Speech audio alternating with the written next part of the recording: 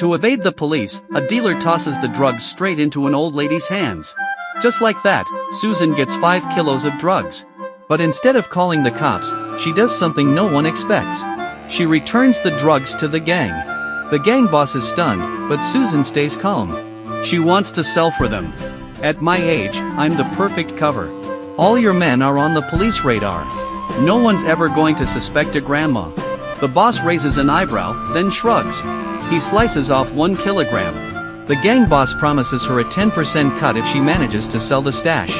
And once it's gone, he says he'll raise her commission to 20% on the next batch. At first, he just wants to test her. But what no one sees coming, Susan is about to become the gang's top seller.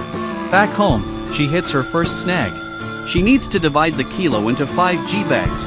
But the brick is rock hard. In the end, she smashes it up with a meat cleaver. Problem solved. Except she never asked about the price, so she turns to the only expert she knows, her son-in-law, Jamie, who works in narcotics. Of course, she can't ask him outright, so she pretends to be curious about his job. Jamie proudly brings her into the evidence room, completely unaware, and there, Susan spots a sample identical to hers. As Jamie explains the pricing, Susan smiles politely and memorizes every word. Now she's ready. But where to find customers? With no better option, Susan heads to the local street corner, the one crawling with gangsters. She puts on a disguise, then starts asking random people, want some gear? They think it's a sting, but Susan keeps at it. Until finally, one brave soul takes a bait. That first sale opens the floodgates. Turns out, Susan's product is clean and full weight. Soon, buyers are lining up. She sells out in no time. When she returns to the gang with a bag full of cash, everyone stares. But a deal's a deal. He gives her the full 10%, then hands her even more product. But just as Susan steps out of his building, trouble hits. A nearby drug-sniffing dog suddenly goes berserk, snarling, biting at her shopping basket. Susan freezes. She's done for. Until Jamie, her son-in-law, appears out of nowhere. He helps her up and grabs the basket.